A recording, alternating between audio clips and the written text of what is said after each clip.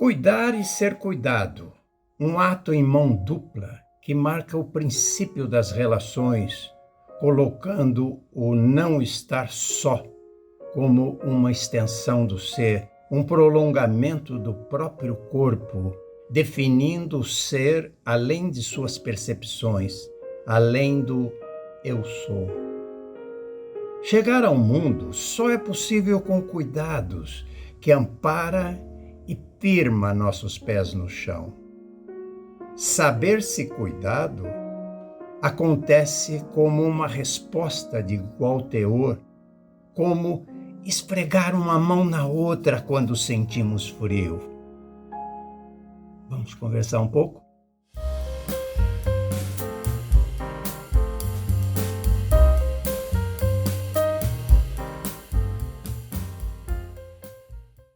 Olá, minha gente, mais uma vez juntos.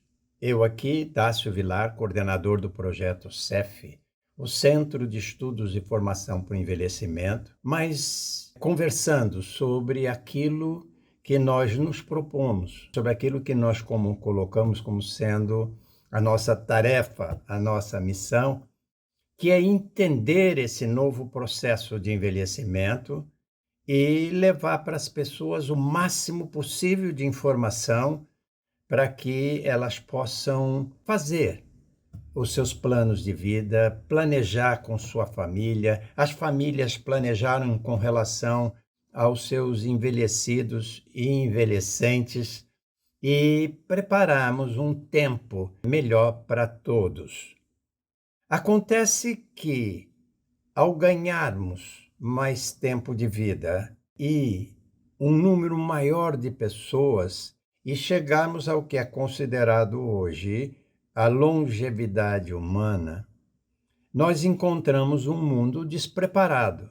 E quando eu digo um mundo despreparado, eu estou dizendo as pessoas que moram no mundo, nós. Por quê? Porque nós afinamos todos os nossos conhecimentos a partir de uma cultura que escreve, que canta, que lê, que conversa como nós estamos fazendo aqui, e essa cultura vai nos tornando força dentro de um conjunto de pessoas, que é essa humanidade que nós participamos dela. Mas ela não se preparou para esse mundo que nós estamos encontrando agora. Pelo contrário, nós hoje somos um ser humano que olha para o próprio umbigo, orgulhoso da sua capacidade cognitiva, orgulhoso do progresso alcançado e quer se assenhorar o máximo possível de informação, lucro e poder. E como todo mundo não pode ter tudo ao mesmo tempo, ou o máximo disso ao mesmo tempo, porque tudo isso custa tempo, custa recurso e custa poder. Quem está mais no topo da pirâmide do poder tem mais lucro. Quem está mais no topo da pirâmide do poder tem mais informação e melhor informação e informação mais atualizada. Portanto, começa a agir antes dos outros e tira vantagem disso. Mas assim acontece conosco em todos os lugares onde nós nos reunimos. Os donos das empresas para quem nós trabalhamos, eles têm mais informação, mais lucro e mais poder. Mas quando nós entramos para trabalhar dentro das empresas, nós disputamos cargos, mais informação, mais lucro e mais poder. E quando nós estamos numa faixa, todos nós no mesmo patamar, nós continuamos disputando informação, lucro e poder. Porque esse é o patrimônio, essa é a grande riqueza que a humanidade resolveu ter nesse momento. Mas isso não prepara um mundo para o desenvolvimento. Nós conversamos nos 3 encontros anteriores que nós fizemos, nós conversamos sobre os problemas consciência do envelhecimento, os problemas do desnível da nossa balança etária e conversamos sobre a exploração exagerada para manter informação, lucro e poder dos recursos da natureza. E o mundo teve que dar muito para que alguns tivessem muito: informação, lucro e poder. E esse é o momento em que nós encontramos a humanidade caminhando em direção à sua longevidade. Viver mais tempo. Mas encontramos um mundo que não quer absorver essas pessoas por todo o tempo que ela viva. Ela que se vire em ter um planejamento, ela que se vire em ter um patrimônio, ela que se vire em ter um poderzinho lá onde ela está, né? Mas não incomode os disputadores de informação, lucro e poder. Mas mesmo aqueles que têm muita informação, muito lucro e muito poder, não conseguem sobreviver às armadilhas que esse sistema arma para cada incauto. Sempre tem alguém caindo da bicicleta na hora de fazer a curva. E tem alguém que passa na frente. É uma questão de disputa, e disputa não leva a nada. O que leva é a gente fazer as coisas juntos. O humano é cheio de recursos cognitivos, mas é frágil diante das armadilhas que ele mesmo monta. E a grande lição que o CEF teve nesses 2 anos e meio de vida, que nos trouxe a uma crise no final de 2023, nós resolvemos fazer uma limonada com o limão que tínhamos na mão. Crise é oportunidade. Então, vamos lá. Vamos para as novas oportunidades de 2024. Nós conversamos já nos 3 últimos encontros sobre quais são as questões, as demandas principais que nós precisamos enfrentar. A consciência da vida longa, o desequilíbrio da balança etária, onde a juventude está perdendo espaço dentro do sistema decisório do mundo em que nós vivemos. E terceiro, um meio ambiente degradado, exageradamente degradado, que precisa hoje não só ser preservado, ele tem que ser recomposto. Nós já chegamos no ponto de não retorno, já precisamos começar um trabalho. E a partir disso nós temos encontros agora para conversar como fazer tudo isso.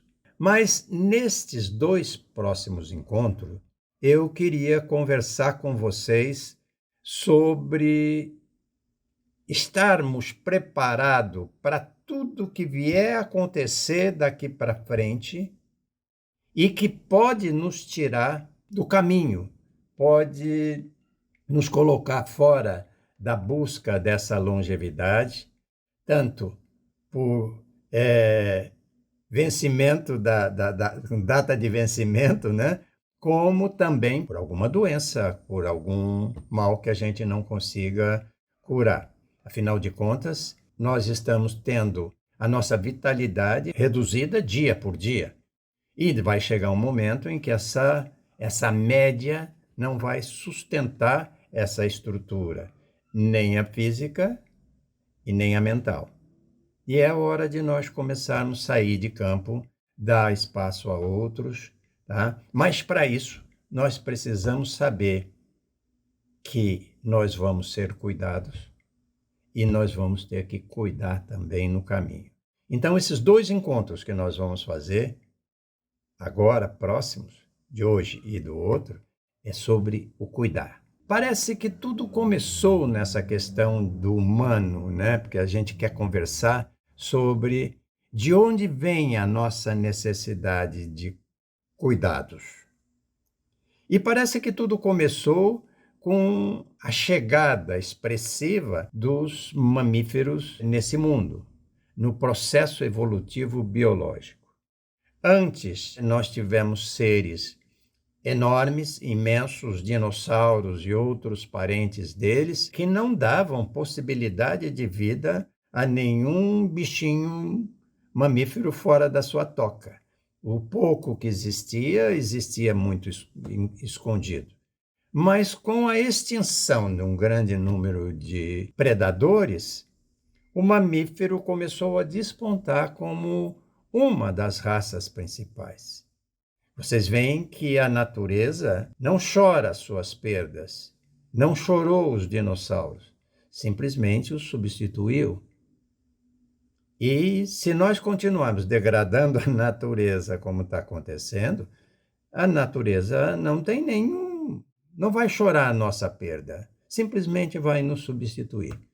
Quem sabe a baleia, o golfinho, outro mamífero ou outro aquático ou outra coisa qualquer venha nos substituir nessa capacidade de conhecer e desenvolver novas possibilidades, e o mundo espera que novas possibilidades aconteçam. Isso aqui já foi uma bola de pedras soltas que começou a se juntar, mas que recebia a todo momento um meteorito vindo de todos os lados da galáxia e muitas vezes foi machucado. O caso da Lua mesmo é um meteorito que eles falam até num mini planeta, né, que trombou com a Terra e criou uma condição especialíssima que um dia nós vamos conversar sobre ela, porque eu acho linda a história da Lua na nossa existência. A Lua é uma das responsáveis pela vida e pela vida humana aqui na Terra. Bom, então começou tudo com os mamíferos. Mamífero já coloca uma condição de cuidado. Para que o filhote sobreviva, ele tem que mamar. Se ele tem que mamar, alguém tem que ter paciência, ou a mãe tem que ter paciência, não esperem que seja o pai, a mãe tem que ter paciência, esperar que o processo de alimentação continue. Temos outras formas de nascimento, que é do jacaré, que bota lá os ovos numa moita, num lugar escondido, protegido, que ele fica por perto, mas não precisa ficar o tempo todo. Eclodiu os ovos, o jacarezinho é dono da própria vida. A história mais bonita desses não mamíferos é a da tartaruga, né? Que ela vem sempre para a mesma praia, aquela praia onde ela nasceu, colocar os seus ovos e depois vai embora. E nunca mais vê os seus filhos. Os seus filhos ficam ali, chocam na areia, saem da areia, vão para a água. Os que não tiver sorte de chegar, os que for capturado por algum pássaro ou algum predador, não chega. Não tem mãe ali, nem pai, para cuidar. Os mamíferos não, eles tiveram que cuidar. Então, daí vem a nossa percepção de que muita coisa mudou na nossa vida com cuidado. No poema que eu lhes trouxe no início dessa conversa, eu lhes falei muito sobre o que eu venho conhecendo, ou vim conhecendo com o estudo de Winnicott, Melanie Klein, mesmo Freud, que não vê da mesma forma, mas tão intensa como Winnicott, por exemplo, conhecer a vida e a necessidade do ser ainda no útero materno. Ele, como psicanalista, acompanhou mães para entender as necessidades e o processo evolutivo daquele serzinho que estava sendo cuidado no ambiente materno ainda. E logo em seguida ao nascimento, ele fez muito acompanhamento, fez análise em bebês no colo da mãe, para entender aquela relação. E ali foi sendo descoberto, ele descobriu muita coisa, as experiências intrauterinas, a fisicalidade dos corpos, antes e depois do nascimento, né? O desenvolvimento emocional primitivo, aquele desenvolvimento emocional dentro ainda do útero da mãe, o conceito de memória corporal, porque nós, ao nascermos, trouxemos uma memória já preparada, ali, naquele lugar protegido, que nós não sabíamos nada do mundo de fora, mas já sabíamos de nós e já sabíamos da mãe. A gente não guardou data, não guardou fotografia de nenhuma coisa que a gente viu. A gente guardou informações relacionais. E nasceu com essa capacidade de ter muita informação relacional. E nós passamos a cultivar isso depois dentro da sociedade, nas relações afetivas que nós temos em sociedade. Então, essa é a necessidade que o humano tem de cuidar e ser cuidado, né? Nós passamos por muitos processos e esses processos que nós passamos com a mãe na vida intrauterina e na vida após o nascimento fez as primeiras prevenções de saúde que nós tivemos. Por aí vocês podem imaginar que, de acordo com o que já pensava o Winnicott, a prevenção contra as doenças que podem matar prematuramente as pessoas já começam com as relações de filho, filha, mãe. E essas relações hoje são muito mais efetivas e afetivas, porque com a redução do número de filhos por casal, o cuidado é muito maior. Antigamente, era preciso que, para que uma família sobrevivesse, tinha que ter muitos filhos, até, como se dizia, para levar o nome à frente. Mas não era só isso, eram os cuidados que aquela família tinha internamente. Não era o nome, quem cuidava não era o nome, eram as pessoas da família. Então, nós temos realmente um aprendizado, hoje, muito intenso, na relação mãe-filho, porque os cuidados são muito mais chegados, são muito mais afetivos, são muito mais intensos. E isso já nos coloca em vantagem de saúde física e mental. Por isso que cada vez mais, com a redução da natalidade, também acontece uma expansão do tempo de vida, porque a gente é melhor chegado nesse mundo. Nós chegamos com muito mais afeto, com muito mais carinho, com muito mais cuidado. Bom, a gente quer conversar, vai ter que conversar um pouco sobre esses afetos, sobre esses cuidados que nós vamos ter, que nós recebemos e que chega num determinado momento nós vamos receber. A mãe, quando foi filha, recebeu da mãe os cuidados maternais pré e pós-natalidade. E ela deu aos seus filhos cuidados maternais pré e pós-maternidade. Aquela mãe, aquele filho, quando nasceu, foi cuidado nos seus primeiros passos, no seu andar, no seu conquistar o mundo, nas suas teimosias, nas suas bravezas, foi cuidado por pais dedicados a um menor número de filhos. E depois, esses filhos vão cuidar dos seus filhos.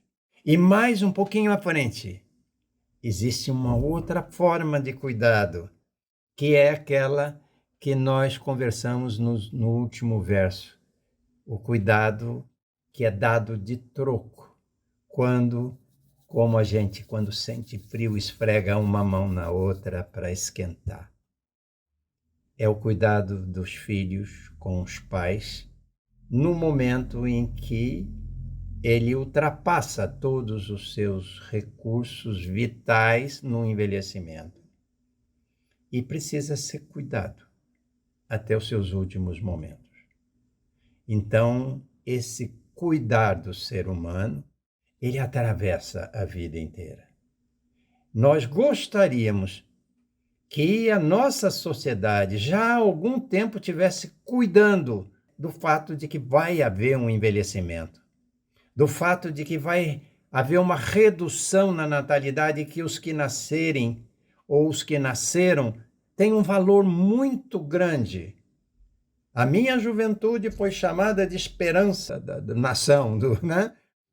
Agora a gente precisa dar a essa juventude atual a possibilidade E tudo isso está no nosso trabalho, as conversas sobre longevidade, sobre como planejar a longevidade e como ter relações intergeracionais e como assegurar até o último suspiro um cuidado com o outro e ter segurança de que vai estar recebendo um cuidado do outro até o momento final. Essa é a nossa história, uma história de cuidados. É muito bom estar aqui com vocês. No nosso próximo encontro, nós vamos conversar sobre ser cuidado depois de envelhecer, ou como cuidar de quem envelheceu. Por que que existe essa necessidade de cuidado? Nós já sabemos que ela tem uma origem. Isso nós conversamos hoje. Nós vamos conversar na próxima como é que ela vai acontecer. O que é preciso cultivar no envelhecido, no envelhecente, para que ele seja um bom ser a ser cuidado. E o que é preciso cultivar nos envelhecidos do futuro, que são os seus filhos, seus netos. Como e por que cuidar? Por que simplesmente não abandonar?